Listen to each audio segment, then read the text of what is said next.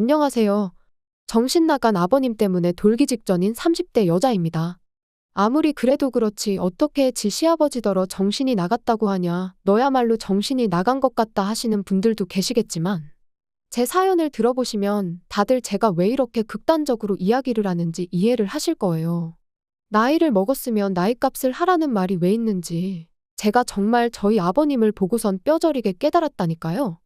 하긴 저희 아버님이 나이값만 못하시는 게 아니고 솔직히 남편한테 말은 못했지만 아예 인간 같지가 않을 때도 많았어요. 아무튼 이런 이야기를 혼자만 알고 있자니 기가 막히고 그렇다고 지인들한테 하자니 제 얼굴에 침 뱉기 같기도 하고 그래서 이렇게 사연을 보내니 들어보시고 한번 판단 좀 해주세요. 혹시 제가 너무하다 싶으시면 질책해 주셔도 좋고요. 일단 남편하고 저는 지인의 소개로 만났어요. 딱히 연애에는 관심이 없어서 직장과 집만 오가던 저를 안타깝게 여긴 지인이 한번 만나보기나 하라며 만들어준 자리였지요. 거절하기도 뭐하고 조금 궁금한 마음도 있다 보니 못 이긴 척 나간 자리였는데 웬걸요. 남편이랑 처음부터 대화가 너무 잘 통하는 거예요. 그래서 두 번, 세 번 만나다가 정식으로 교제를 시작했습니다.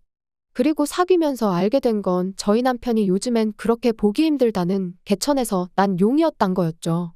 소위 깡촌이라 불리는 시골에서 나고 자란 데다가 아버님께서 남편 역할, 아버지 역할 뭐 하나 제대로 하신 게 없으셨다 보니 어머님이 농사도 지으시고 다른 집 일도 도와주시고 한마디로 실질적인 가장의 역할을 하시며 남편 뒷바라지를 해주셨다나요?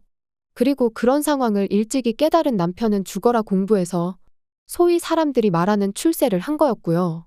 누가 그러대요. 개천에서 난 용하고 결혼하면 개천으로 빨려 들어간다고.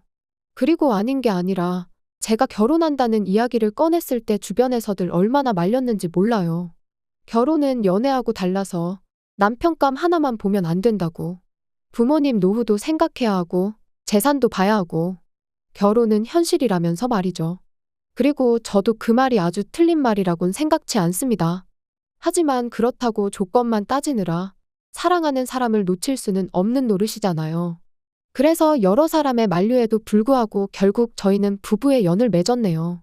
그런데 실은 제가 사람들에게 말하지 않은 이유가 하나 더 있는데 제가 결혼을 결심하게 된 이유에는 저희 어머님도 있었습니다. 남편에게 프로포즈를 받고 얼마 지나지 않아 처음 시댁에 인사를 드리러 가던 날이었어요.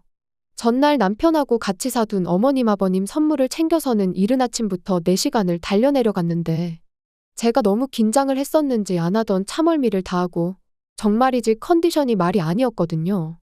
그리고 그런 저를 보신 어머님께선 서울 아가씨가 여기까지 오느라 고생이 많았다며 계속해서 이거 먹어라 저거 먹어라 권하시기만 하실 뿐 부엌 근처에는 아예 얼씬도 못하게 하셨습니다. 그뿐인가요?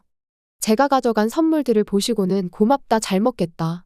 솔직히 그렇게 비싼 것들도 아니었는데 어찌나 좋아해 주시던지 나중엔 제가 다 민망할 지경이었죠. 그리고 이후로도 정말 생일상 같은 점심상도 차려주시고 서울에 올라올 땐 저희 부모님 가져다 드리라며 말린 나물을 비롯해서 이것저것 한 보따리 챙겨주셨으니 이런 어머님 밑에서 자란 남편이라면 더더욱 확신을 가져도 되겠다 싶더라고요. 그래서 그때 정말 확실히 결혼을 결심했네요. 하지만 하늘도 무심하시지. 저희가 식을 올리고 얼마 지나지 않았을 때였어요.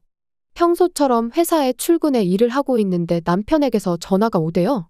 참고로 저희는 평소에 특히나 서로 일하는 시간에는 자주 연락을 주고받는 타입이 아니에요. 그렇다 보니 남편이라고 핸드폰에 뜬 순간 본능적으로 무슨 일이 생겼나 싶었습니다. 그리고 아니나 다를까 전화를 받으니 남편이 다급한 목소리로 지금 어머님이 병원에 계시다며 내려가 봐야 할 것 같다는 거예요. 그래서 저도 일단 회사에 반차를 내고 불이 나게 어머님이 계시다는 병원으로 향했지요. 그리고 그렇게 도착한 병원에서 보게 된 어머님의 상태는 제가 예상한 것보다 훨씬 안 좋았습니다. 의사도 저희 부부에게 마음의 준비를 하란 식으로 얘기를 했을 정도였으니까요. 그런데 그러나 중에 저희 부부를 더 힘들게 한 건 아버님이 보이신 태도였어요. 어머님이 그렇게 누워 계신데 무슨 생각이신 건지 어디서 아이스커피는 사오셔가지고 그걸 쪽쪽 빨아드시면서 전화로 합의금은 얼마나 받을 수 있을지 여기저기 물어보고 계셨거든요. 아무리 남녀간에 정없이 자식 때문에 살았다고 해도 같이 산 세월이 있는데 어떻게 저럴 수가 있나 싶은 게 솔직히 사람 같지도 않대요. 참고로 남편에게 듣기론 아버님이 도박 문제, 여자 문제로 그렇게 일평생 어머님 속을 썩이셨는데 그럼에도 불구하고 어머님이 끝끝내 이혼을 안 하신 건 어머님이 아버님을 버리면 아버님이 그 길로 저희 남편한테 가서 행패를 부릴 게 불보듯 뻔하다고. 그래서 안 하신 거라고요. 그런데 결국 어머님만 불쌍하게 됐으니 정말 신이 있긴 한 건가 싶더라니까요. 한편 어머님은 입원한 지 6일째 되던 날 세상을 떠나셨습니다. 그리고 황당하게도 아버님께선 당연하단 듯이 저희 집에서 지내시겠다며 고집을 부리기 시작하셨죠. 네 엄마도 없는데 내가 그 시골에서 혼자 어떻게 지내냐면서요. 그런데 문제는 그 무렵 저도 남편도 말 그대로 힘이 없었어요. 그런 아버님하고 옥신각신 실랑이를 할 여유도 없었고요. 그래서 마음대로 하시라고 했습니다. 와서 계시려면 계시라고요. 그런데 그렇게 올라오신 지 한 3주나 지났나. 아버님이 정말 크게 역성을 내셨습니다. 당신이 와 있는데도 저희 둘 다 나 몰라라 하고 저희 할 일만 하는 게 싸가지가 없다면서요. 그리고 그런 아버님의 말씀에 당연히 저희가 억울할 수밖에 없었던 게 그럼 뭐 회사를 관두기라도 했어야 하나요? 게다가 아버님이 좋은 일로 저희 집에 와 계시는 게 아니고 어머님이 돌아가셔서 혼자 못 지내시겠다고 와 계셨던 건데 그런 아버님을 모시고 여기저기 놀러라도 다녔어야 하냔 말이죠. 그래서 제가 결국 아버님께 너무하신다고 한마디 했어요. 아무리 죽은 사람만 불쌍하다지만 며칠이나 지났다고 심심하다 그런 소리를 하시냐고. 어머님한테 미안하지도 않으시냐고요. 그랬더니 아버님이 말씀하시길 네 시애미가 나 때문에 죽었냐입니다. 내가 운전해서 내가 차로 받았냐면서요.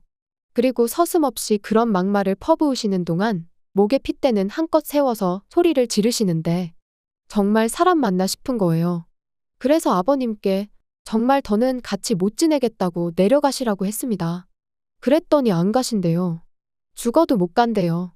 가서 어떻게 사냐고 절대로 못 간다고 여기서 저희랑 평생 사시겠다고요. 정말이지 미치고 팔짝 뛸 노릇이었죠.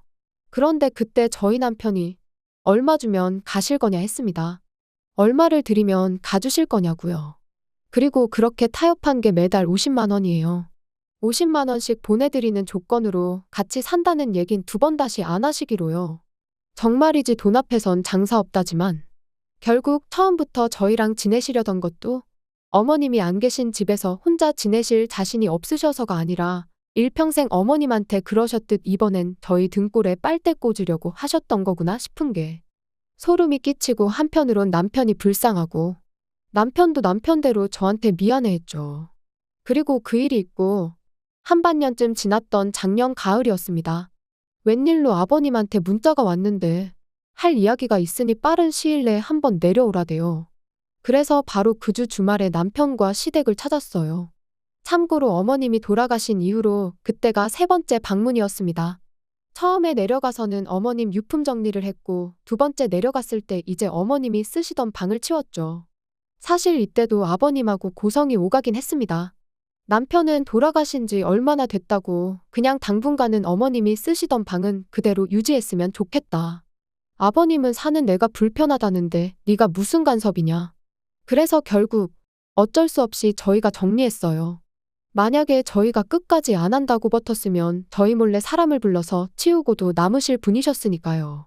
그리고 그때 이후로 저희는 그래도 어머님이 사시던 집이니 종종 내려가서 살피고 싶었는데 아버님이 어찌나 못 오게 하시던지 그래서 이번에 내려오라고 하신 게 더더욱 무슨 일 때문인지 가늠이 되질 않았네요. 그런데 그렇게 도착한 시댁에서 저희는 생각지도 못한 상황을 보게 되었습니다. 집엔 아버님만 계신 게 아니었거든요. 웬 중년의 여성분도 같이 계셨죠. 그리고 저희가 누구라는 눈빛으로 그분을 쳐다보니 아버님께서 저희더러 새엄마랍니다. 당신하고 결혼할 여자니까 저희한텐 새엄마라고요. 기가 막히대요. 재혼도 그렇고 새엄마는 무슨 새엄마. 정말 어처구니가 없더라니까요. 그리고 몇 분이나 지났나. 남편이 한숨을 푹 내쉬더니 어머니 돌아가신 지 얼마나 됐다고 재혼이냐며 아버님한테 물었습니다. 창피하지도 않으시냐고요. 그런데 아버님은 내가 죄졌냐, 내가 왜 창피하냐 하시더니 니들이 나 데리고 살 것도 아니면서 왜 못하게 하냐고 소리를 지르시대요. 그리고 솔직히 그땐 아버님 말씀도 일리가 있다 싶기도 했어요. 진짜로 저희가 모시고 살 것도 아니고 옛말에 10명의 자식이 악처보다 못하다잖아요. 그래서 결국 재혼을 하고 말고는 아버님 결정에 따르기로 했습니다. 다만 호칭은 여사님으로 새어머니니 뭐니 그런 건 못한다고 했죠. 그랬더니 아버님도 더는 별 말씀 안 하시대요. 그리고 정확히 한 달 뒤 아버님은 여사님과 살림을 차리셨습니다. 혼인신고도 하셨고요. 솔직히 혼인신고까지 하신 걸 알고 나서는 정말 말이 안 나왔어요.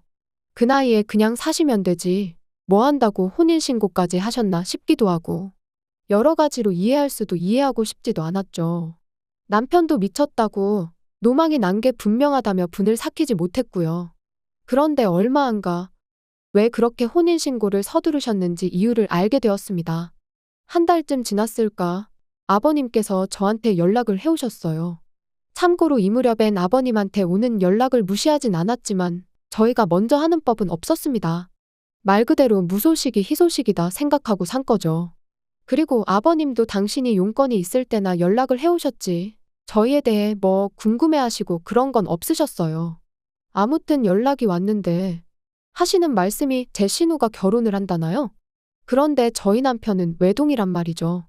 그래서 무슨 말씀이시냐 물으니까 이렇게 말귀를 못 알아듣는다며 타박을 하시는데 그제서야 아버님과 재혼한 여사님한테 딸이 하나 있다는 게 생각났습니다. 저보다 4살 어린 아가씨였죠.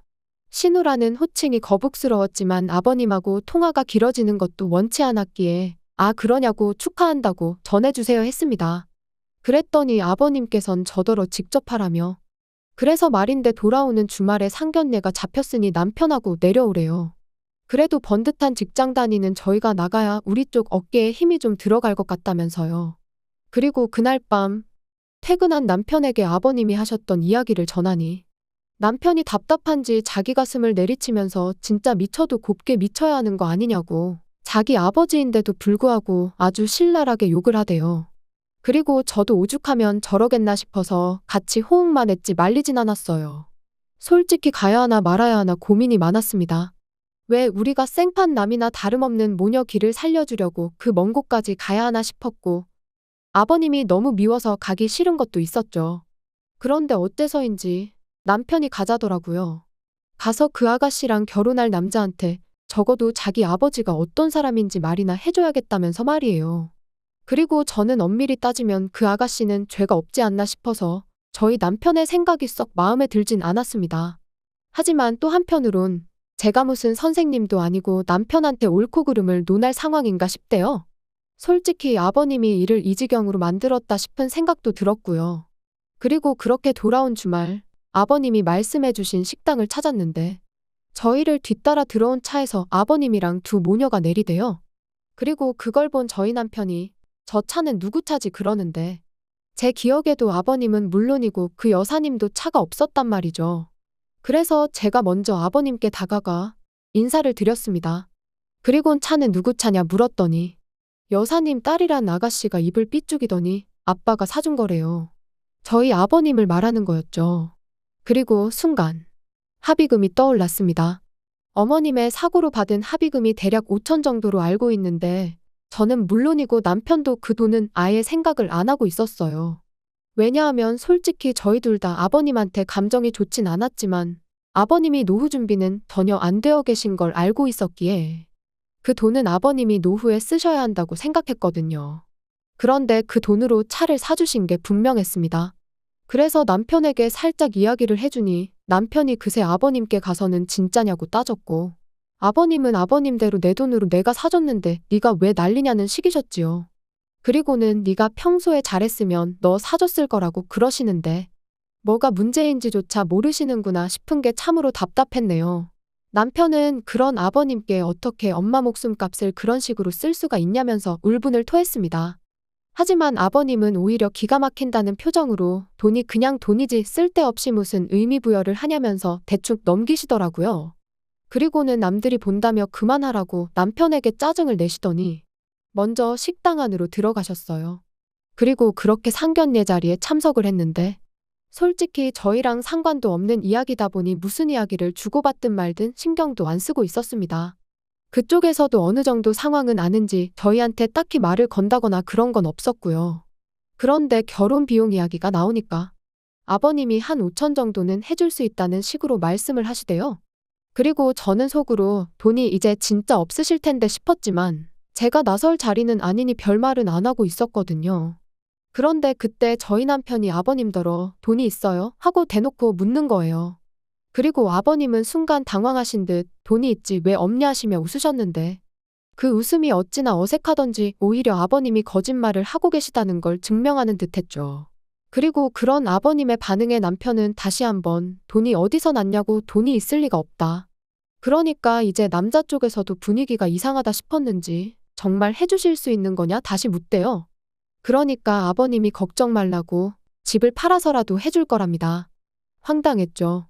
집이 남편 명의로 되어 있는데 그걸 아버님이 무슨 수로 파신다는 건가 싶어서요. 그리고 아니나 다를까 남편도 내 집인데 그걸 아버지가 무슨 수로 파신다는 건지 모르겠지만 한번 제주껏 팔아보시라고 그러더니 우리 먼저 일어나겠다며 제 손을 잡아 끌더라고요. 그리고 그날 저녁 아버님한테 전화가 와서는 말 그대로 난리가 났어요. 저희 때문에 결혼 깨지게 생겼다고 어떡할 거냐고요. 그러면서 저희더러 책임지라는데 기가 막혔죠. 그리고 그때 남편이 저조차 생각지도 못한 이야기를 꺼냈습니다. 아버지 말씀대로 집을 팔아야겠다나요? 그리고 그런 남편의 말에 아버님 목소리에서도 순식간에 화색이 도는 듯 했습니다만 남편이 바로 덧붙이기를 그러니까 집 좀 비우시래요. 집 팔 거니까 여사님이랑 나가시란 거였죠. 그리고 그때부턴 아버님이 스피커폰이셨는지 여사님까지 소리를 지르고 말 그대로 엉망진창이 따로 없었어요. 우리더러 길거리로 나앉으라는 거냐면서 절대로 안 된다고 못 나간다고. 그러더니 아버님한테도 사기 결혼이네 어쩌네 뭐 둘이 싸웠다 저희한테 욕을 했다. 정신이 하나도 없더라니까요. 하지만 결론은 집은 팔았고 이렇게 표현하기 그렇지만 아버님하고 여사님도 내보냈습니다. 정확히 말하면 안 나가려고 버티는 두 사람이 여행을 간 걸 알게 되면서 그 사이에 집 팔고 두 사람 짐은 그 딸이라는 사람한테 보내버렸죠. 그랬더니 저희 집으로 아버님이 쫓아오셨는데 끝까지 안 나가고 경찰 불렀더니 아버님도 포기하셨는지 그냥 가시대요. 그런데 아버님 성격에 또 언제 무슨 짓을 하실지 모르기에 저희도 이사를 하는 쪽으로 지금 결정을 내린 상황이에요. 그리고 뭐 그때 보니까 벌써부터 아빠니 딸이니 하고 잘 지내시던데요 뭐. 저희 남편은 그냥 아버님 일이라면 이제 치가 떨려서 돌아가셨다고 해도 아무렇지도 않을 것 같답니다. 그리고 저는 뭐 남편이 그렇다는데 굳이 나서고 싶은 생각도 없어요. 다 큰 성인인데 알아서 하겠죠 뭐. 괜히 어설프게 나서서 제 팔자 제가 꼬고 싶은 생각은 요만큼도 없으니까 앞으로도 그냥 남편이 하자는 대로 하는 게 베스트일 것 같네요.